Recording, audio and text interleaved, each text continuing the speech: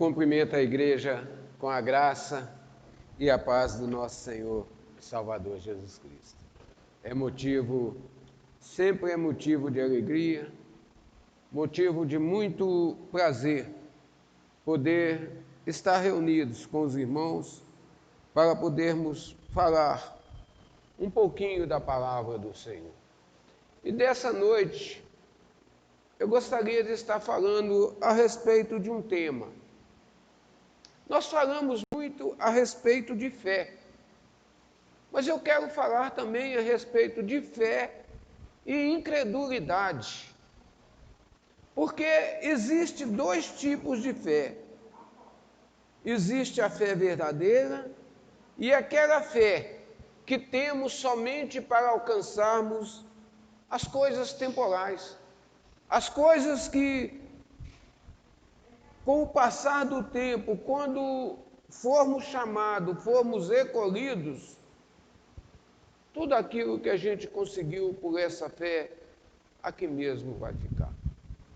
E nessa noite eu gostaria que você abrisse a sua Bíblia comigo, você que se encontra aqui, você que está em casa, você que está nos assistindo, você que está viajando, que está descansando, uma férias merecida, que o Senhor possa te alcançar onde você está e ser agraciado por essa palavra no nome bendito do Senhor Jesus. Eu gostaria que você abrisse a sua Bíblia comigo no Evangelho de João, capítulo 2, versículo 23, 24 e 25. Amém? João capítulo 2, versículo 22, 23, 24 e 25.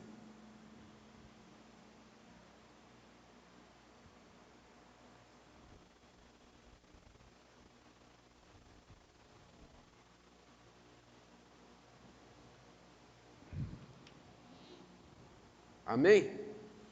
A palavra do Senhor nos diz assim: E estando ele em Jerusalém, pela Páscoa, no dia da festa, muitos vendo os sinais que faziam, creram no seu nome. Mas o mesmo Jesus não confiava neles, porque a todos conheciam, e não necessitava de que alguém testificasse do homem, porque ele bem sabia o que havia no homem. Querido Deus e amado Pai, Senhor, nós te louvamos, nós te glorificamos, nós bendizemos, ó Pai, o teu santo nome, porque só o Senhor é digno de honra, glórias, louvor e majestade. Pai, temos vivido tempos difíceis, tempos, Senhor, onde há muitas dúvidas em muitas coisas, mas que o Senhor venha, ó Pai, nos iluminar o nosso coração, a nossa mente, para que possamos ter, ó Pai, a fé verdadeira, aquela fé, Senhor, que nos conduz à vida eterna. Derrama, Senhor, a tua unção sobre a tua igreja, sobre cada um, Senhor, que aqui não pôde estar, aqueles que estão enfermos. Restaura, Senhor, os feridos, aqueles que o Senhor tem planos para a vida deles, mas restaura, Senhor, a nossa fé, a nossa esperança, o nosso desejo, Senhor, de estarmos reunidos juntos para louvarmos, glorificarmos, para bendizermos o teu santo nome. Abra, Senhor, a mente e o coração da tua igreja para que eles compreendam que só o Senhor é Deus e que não há outro além de ti. Amém? Quando nós olhamos para o Evangelho de João, sempre que eu vou falar alguma coisa a respeito do Evangelho de João, eu gosto de estar falando também um pouquinho que João só relatou 5 milagres do Senhor, milagres esses que eram suficientes para provar que o Senhor Jesus era o Messias, que ele era o prometido, que ele era o Salvador, que ele era aquele que havia de vir e que havia de restaurar todas as coisas. Mas quando nós olhamos para esse texto aqui, esse texto começa de uma maneira um pouco diferente. Naqueles dias era a Páscoa dos judeus. Jesus entra no templo, derruba a mesa dos cambistas, joga tudo para o chão e diz para aqueles: olha, não faça da minha casa um lugar de comércio. A minha casa é casa de oração. Mas aqueles judeus, no versículo 18 de João, capítulo 2, versículo 18, eles perguntam a Jesus: que sinal nos mostra para fazer essas coisas? Com que autoridade você derruba as mesas? Com que autoridade você proíbe o comércio aqui? Com que autoridade você faz isso? E Jesus respondendo disse-lhe: derribai esse templo, e em 3 dias o edificarei. Aqueles judeus ali agora, aqueles homens que não conseguiam compreender, não conseguiam entender quem era verdadeiramente aquele que ali se encontrava, vão dizer para o Senhor: olha, em 46 anos esse templo foi construído. Como dizes tu agora que em 3 dias o edifica novamente? Se nós compreendermos quem é o Senhor Jesus, qual foi a sua vida, qual foi o objetivo dele vir a esse mundo, nós vamos entender quem somos nós. Nós cantamos muito um hino aqui na igreja que diz que se não for para te adorar, para que eu nasci? Se não for para te servir, por que eu estou aqui? Mas a maioria das vezes e a maioria das pessoas cantam somente de lábios para fora, não cantam verdadeiramente com o coração, com o desejo ardente de louvar, de glorificar, de bendizer o nome do Senhor Jesus, não conseguem entender que o Senhor tem um alvo, tem um objetivo para cada um de nós, para cada instante da nossa vida. E quando nós olhamos para isso, é necessário a gente observar a vida de João Batista. João Batista, um homem que o seu pai Zacarias estava no templo, no dia dele servir, uma oportunidade que a maioria dos sacerdotes tinham, uma vez só na vida, que era por sorteio, e naquela semana caiu a sorte para Zacarias. Zacarias vinha ano após ano pedindo ao Senhor um filho. Mas quando aquele anjo chega ali e anuncia para Zacarias que naqueles dias ele o visitaria e Zacarias teria um filho, Zacarias duvidou, ficou mudo, mas Isabel, sua esposa, engravidou. Passou-se 6 meses. O mesmo anjo agora aparece para Maria e a cumprimenta: oh, agraciada.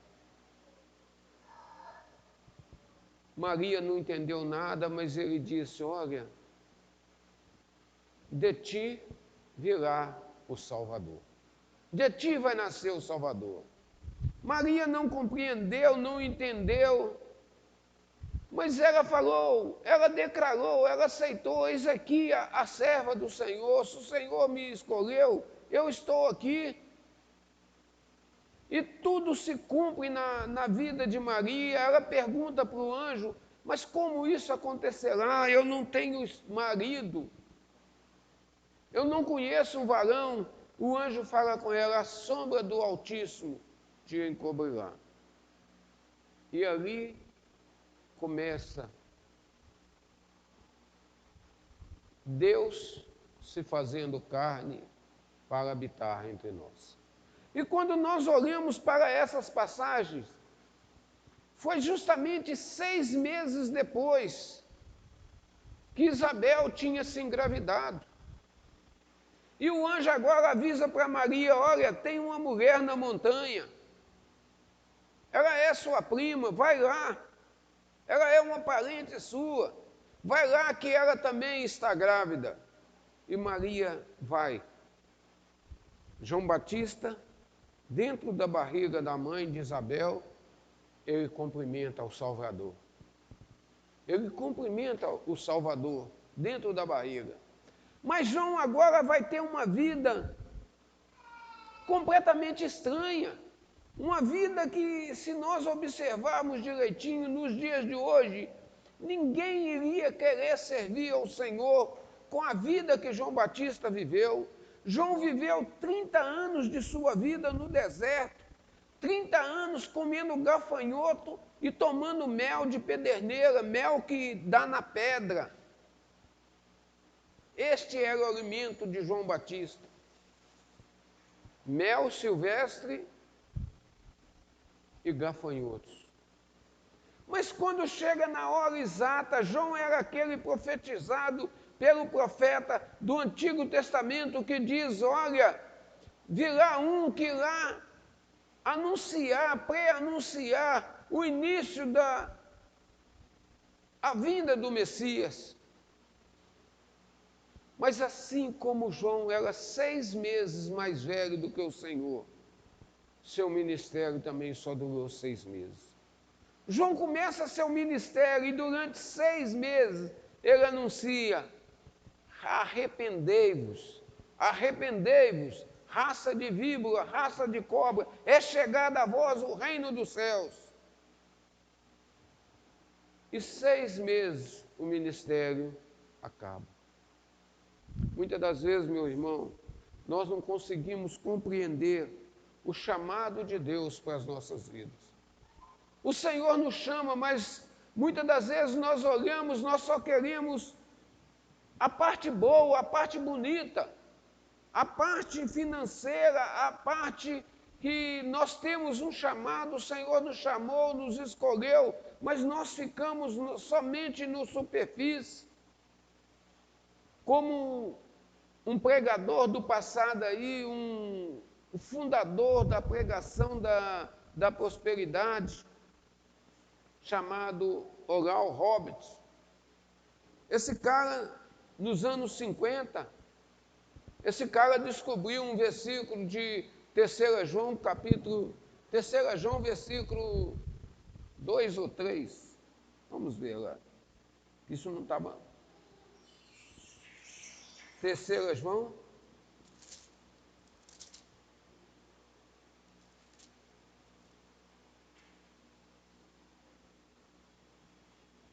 Esse homem, Oral Robert, descobriu esse versículo na Bíblia, de 3 João, versículo 2, aonde diz: amado, desejo que te vá bem em todas as coisas e que tenha saúde, assim como vai bem a tua alma. Esse homem trouxe uma tamanha confusão para a cristandade em cima desse versículo, que ele o tirou do contexto, ele fez a adaptação de que tudo que João estava falando aqui é que ele desejava que, amado, desejo que te vá bem em todas as coisas e que tenha saúde, assim como bem vai a tua alma. E esse homem descobriu esse versículo e começou a pregar dia após dia, só em cima desse versículo. E quando o povo começou a entender, começou a querer: não, eu vou para o Senhor Jesus agora, porque eu vou ter prosperidade, vai prosperar o meu corpo, eu vou ter abundância de bens, porque a Bíblia fala que é um desejo que a nossa vida seja farta, seja plena, assim como a nossa alma também tem que ser. E isso trouxe uma grande confusão, uma falsa fé, uma falsa esperança, aonde, quando nós olhamos para os dias de hoje, o esfriamento que está acontecendo, tudo parte desse princípio aqui, desse pressuposto, porque as pessoas vieram por aquilo que podem receber, não por aquele que dá todas as coisas, aquele que abençoa, aquele que cura, aquele que liberta, aquele que transforma. Vieram simplesmente para receber algo, mas quando chega uma situação dessa que nós estamos vivendo, esse momento que estamos passando, as pessoas, como se diz, olha, servir ao Senhor é bom, mas eu tenho que me precaver. Servir ao Senhor é bom, mas eu não posso aproximar de ninguém. Que tipo de fé foi a que tivemos quando nós somos chamados, quando nós somos escolhidos? Nós viemos por aquilo que podemos receber ou viemos pelo convite daquele que nos chamou, daquele que nos escolheu, daquele que nos separou, que prometeu que nunca nos deixaria, nunca nos abandonaria? Muitos vêm para o Senhor Jesus achando que o seu trabalho, pelas suas obras, pela sua religião, pelo seu jeito de ser, ele alcança a salvação. Mas o Senhor Jesus vai falar: derribai esse templo, e em 3 dias o edificarei. Aqueles homens não conseguiram compreender que ele estava falando de algo muito maior, de algo que não era simplesmente um templo de 4 paredes, era algo que é para a eternidade, para aquele que crê, para aquele que entender, para aquele que confessar que Ele é o Senhor, autor e consumador da nossa vida. Quando ele disse: derrubai, eu o edificarei em 3 dias. E quando nós olhamos, quando, pois, ressuscitou dos mortos, os seus discípulos lembraram-se e disseram e creram. Isto ele falou. Jesus falou no início do ministério. Olha, quantas vezes temos pregado, quantas vezes temos anunciado que a morte e ressurreição do Senhor Jesus foi o que nos trouxe vida, e vida eterna. Se a nossa vida está guardada nele, se a nossa vida está escondida nele, não precisamos temer nada.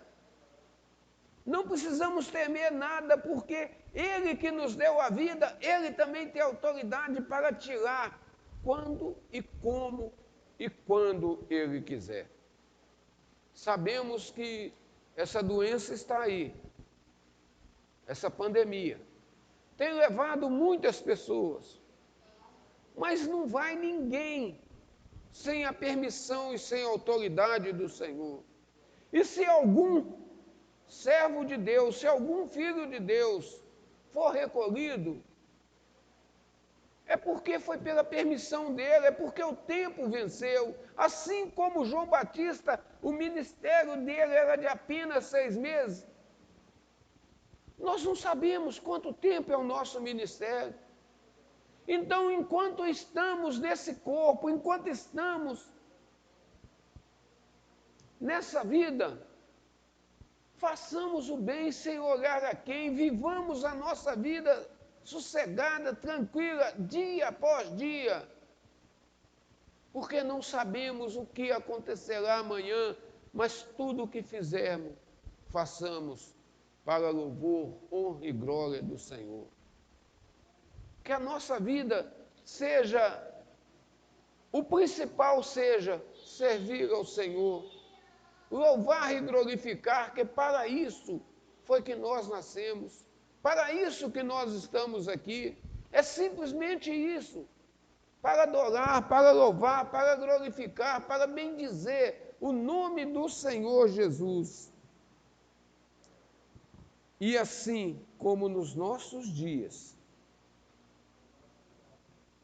o tempo estava sendo usado de maneira errada. Nos nossos dias de hoje, se você prestar atenção, as igrejas têm sido usadas também de maneira errada pelo povo, que o transforma a igreja num lugar de comércio. Quantas das vezes, meu irmão, você entra dentro da casa do Senhor e se vende de tudo se tem para vender. Tem uma irmãzinha que vende Avon, muitas das vezes no horário do culto ela está repassando a revestinha, a outra faz outra coisa, está repassando, está fazendo isso, fazendo aquilo, fazendo da casa do Senhor um comércio, não entendendo o significado de entrar na casa do Senhor. Quando Davi disse, alegrei-me quando me disseram, vamos à casa do Senhor. Nós vamos à casa do Senhor para louvar, para glorificar. Tirar a sandália do pé e entender que o lugar aonde nós estamos, o Senhor se faz presente. O Senhor se faz presente. Eles se esqueceram que a casa de Deus é um lugar de adoração, não de comércio. Se enxergarmos a igreja como um lugar de contatos pessoais, ou uma instituição que nos traga alguma vantagem em nossos negócios, temos que lembrar que nos reunimos para adorar. Não é lugar de negócio. Não é lugar que muitas das vezes a pessoa fala assim, mas eu nunca vendi nada dentro da igreja. Mas a pessoa vem para negociar, para mercantear uma bênção com Deus, para chegar diante do Senhor e falar, Senhor, eu vou jejuar essa semana, Senhor, eu vou fazer isso, eu vou fazer aquilo, porque eu preciso de uma bênção do Senhor. Eu preciso de uma porta aberta.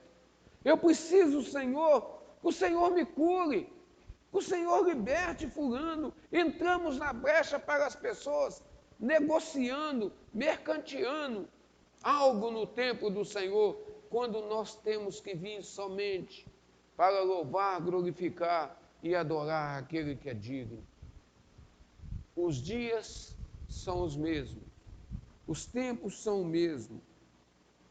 Paulo nos diz lá em Filipenses 3, do versículo 8 ao 10. Paulo vai falar assim, olha, tudo que eu consegui na vida não vale nada. Tudo que eu tinha, posição social, o que eu era, o que eu não era, a minha posição, nada disso tem valor. Eu refutei tudo isso como escória para ganhar a Cristo. Paulo vai dizer, olha, na verdade tenho também por perda todas as coisas pela excelência do conhecimento de Cristo, Jesus, meu Senhor, pelo qual sofri a perda de todas as coisas e as considero como esterco para que possa ganhar a Cristo. Quem está disposto hoje a abandonar uma posição, abandonar um trabalho, abandonar algo para alcançar a Cristo, para ter o Senhor na sua vida? A maioria das pessoas tem largado a Cristo por causa da sua vida pessoal. E Paulo está aqui falando aqui em Filipenses, no versículo 8, que todas estas coisas e as considero como esterco para que possa ganhar a Cristo e seja achado nele. Não tenho a minha justiça que vem da lei, mas a que vem pela fé em Cristo, a saber, a justiça que vem de Deus pela fé. Quando nós olhamos esse texto que Paulo está falando aqui, meu irmão, é hora da gente parar, é hora da gente repensar, é hora da gente refletir as nossas vidas, que muitas das vezes nós não temos nada, não conseguimos nada, não possuímos nada. Um versículo vai dizer, ora, orais, orais, pedi, pedi, e não recebeis nada, porque pediu para gastar no seu próprio deleite.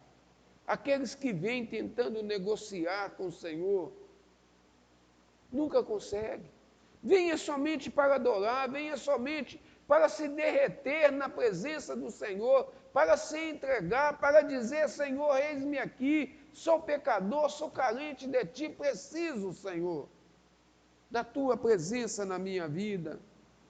Mas Paulo, no versículo 9, diz, e seja achado nele, não tem a minha justiça que vem da lei, mas a que vem pela fé em Cristo. É pela fé, pela graça sois salvos, mediante a fé. Isso não vem de vós, é dom de Deus, para que ninguém se glorie de que alcançou a salvação pelos seus próprios méritos.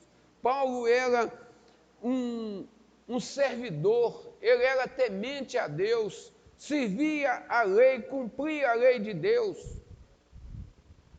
Mas quando ele viu que pela lei ele não alcançaria a salvação, quando ele tem um encontro com o Senhor Jesus, ele vai compreender que a salvação dele não dependia de obedecer à lei, dependia dele ter fé, dele acreditar que Jesus Cristo é o Senhor e que ele era somente através do sacrifício vicário dele que o homem alcança a salvação. É somente pela fé. E Paulo continua, para conhecê-lo e a virtude da sua ressurreição e a comunicação de suas aflições, sendo feito conforme a sua morte. Aquele homem falou lá na 3ª João, ele pegou aquele versículo e e tirou ele do contexto. Mas Paulo está falando aqui, ó, como no versículo 10, para conhecê-lo e a virtude da sua ressurreição e a comunicação das suas aflições, sendo feito conforme a sua morte. Paulo aqui fala o que para mim era ganho, ele falava de suas credenciais, reputação, sucesso. Paulo largou tudo, largou uma vida próspera, uma vida abençoada, para ir ser servo do Senhor. E Paulo tomou pancada. Paulo não teve nada que aquele homem, Oral Robert, distorceu lá de 3ª João. Ele não teve nada disso. Paulo foi apedrejado, foi açoitado. Paulo sofreu naufrágios, foi picado por uma víbora. E por final, foi decapitado. A sua cabeça foi cortada. Mas Paulo, em momento algum, Paulo deixou de louvar, Paulo deixou de glorificar, Paulo deixou de bendizer o nome do Senhor. Quando Paulo e Silas foram presos, meia-noite, Paulo e Silas estavam na cadeia e louvando e glorificando ao Senhor. Mas enquanto o Senhor tiver propósito na sua vida, nada vai te acontecer. Você não vai ser acometido pela Covid, mas se for é porque Deus tem propósito para você naquele problema, naquela doença, para que você seja testemunho de quem Ele é, ou se Ele te recolher também, o que importa, Ele é Deus, Ele é o Senhor, Ele é autor, Ele é consumador, Ele tem direito sobre os vasos dEle. E quando nós oramos disso, depois de avaliar o que tinha conquistado em sua vida, disse que tudo aquilo para ele era perda. Tudo aquilo que Paulo trabalhou, tudo aquilo que Paulo passou 18 anos estudando aos pés de Gamaliel, ele olhou para trás e falou assim, olha, tudo isso é perda. eu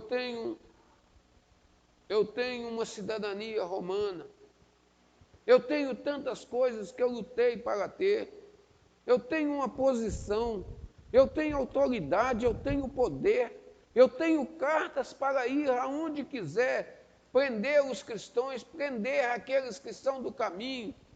Eu participei do apedrejamento de Estevão, as capas daqueles que os apedrejaram, foi eu que fiquei segurando enquanto eles julgavam as pedras. Mas Paulo vai dizer, olha, tudo isso não valeu nada. Tudo isso não tem valor nenhum. O que você faz, se não for pela fé, crendo que somente pela graça, pela misericórdia do Senhor, é que somos salvos. E depois de avaliar tudo, aquilo era perda, quando comparado com a grandeza de conhecer a Cristo. Quando nós conhecemos a Cristo, meu irmão, é a hora que nós verificamos que a nossa vida passada nunca valeu nada. Não há valor nenhum de tudo aquilo que nós fizemos antes de conhecermos a Cristo. Até porque se fizemos certo é uma coisa, mas se fizemos errado, quando nós temos um encontro com o Senhor Jesus, é apagado todo aquele passado. Nós começamos agora uma nova vida, uma nova história, uma nova jornada, uma nova caminhada. Mas não essa caminhada pequena dessa vida, que pode durar 5 anos, 10 anos, 30, 50, 70, 90, feito muitos estão chegando aos 100 hoje novamente. Mas se não tiver Cristo no coração, não tem valor nenhum, não vale nada. E Paulo teve tudo como escória, como esterco. Esta é uma declaração a respeito de valores. Fé ou confiança no Senhor? Fé ou incredulidade? Uma declaração a respeito de valores. O que temos valorizado? É a nossa vida com Cristo ou aquilo que Ele tem nos concedido? Aquilo que Ele tem nos dado? O relacionamento de uma pessoa com Cristo é mais importante do que qualquer coisa. O seu relacionamento com o Senhor, a sua comunhão com Ele, o seu levantar de manhã e falar assim, a primeira coisa que eu vou fazer é o meu devocional, eu vou buscar o Senhor primeiro, é pela manhã que se busca. Vou ler a palavra. Conhecer a Jesus deve ser o nosso supremo objetivo. Conhecer o Senhor é o principal alvo das nossas vidas. E nós estamos vivendo um ano difícil, onde temos que reavaliar nossos valores. Será que estamos colocando alguma coisa acima de nosso relacionamento com Cristo? O que nós temos colocado acima do nosso relacionamento com o Senhor? O que nos tem separado nesses últimos dias do amor do Senhor? Será se assistir um culto pela televisão, pela internet, tem o mesmo valor da adoração pessoal? Na televisão você só assiste, mas um culto presencial você participa, você ora, você busca, você louva, mas quando você está assistindo, você só está assistindo. Pode ser uma pregação bonita, emocionante, mas você não está participando. É hora de reavaliarmos os nossos relacionamentos com o Senhor. De nossas prioridades, verificarmos as nossas prioridades, se elas não estão erradas, e como reorganizá-las. Se as nossas prioridades sejam somente o medo de se contaminar, somente o desejo de prosperar, o desejo de ser alguém, de ter uma posição nesse mundo. Nós temos que entender uma coisa: Jesus escolheu discípulos com várias posições sociais, vários tipos de pessoas. Mas no último dia, ele, como sendo o Senhor Salvador, ele tira uma toalha, uma bacia com água e vai lavar os pés dos discípulos. Entender que o amor é maior, entender que estar na presença do Senhor Jesus são coisas que nós precisamos observar a cada dia, reorganizar a nossa vida. Nenhuma medida de obediência à lei, aperfeiçoamento próprio, disciplina ou esforço religioso poderá nos tornar agradáveis a Deus. A justiça vem somente do Senhor. Tornamos-nos justos, adquirimos uma correta posição perante Ele, pela confiança em Cristo.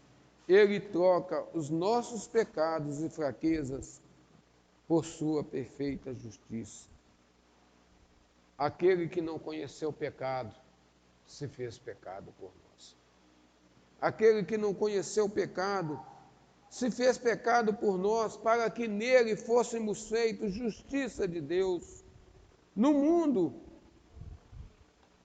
as permutas, quando nós fazemos uma troca, nós vamos trocar de carro, nós vamos fazer qualquer coisa, todas as permutas que nós vamos fazer, elas são feitas de objetos ou coisas de valores semelhantes.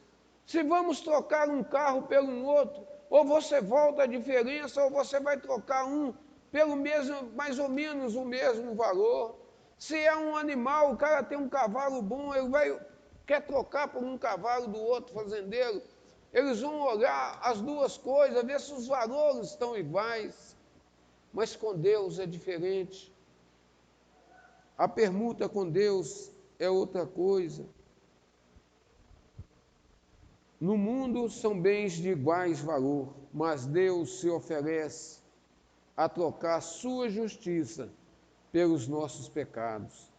Algo de valor incomensurável, algo de valor tão grande, por algo completamente desprezível, que é os nossos pecados. E Jesus levou todos eles sobre si.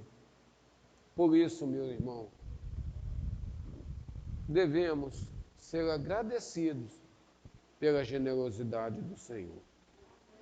E que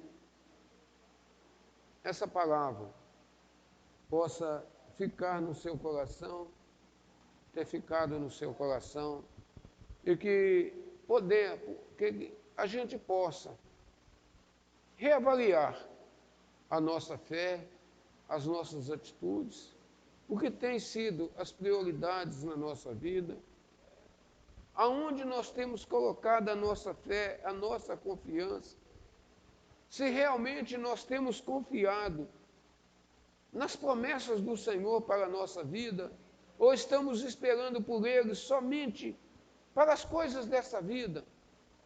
Porque se for somente para as coisas dessa vida, loucos nós somos. Aqueles aonde nós começamos o texto, pedir ao Senhor, faça um milagre, faça algo para que a gente veja, para que a gente creia que você é o Senhor. Jesus fala, não vou fazer nada, derruba esse templo, somente derruba, e em 3 dias o edificarei. Jesus se entregou por cada um de nós, para que nós pudéssemos ter vida e vida em abundância. E que a graça e a paz do Senhor seja com cada um de vocês que aqui se encontram, e seja sobre cada um que está nos assistindo em casa. O Senhor abençoe a sua casa, o seu lar, a sua vida, a sua família, os seus bens e tudo que você tem, no nome do Senhor Jesus. Amém?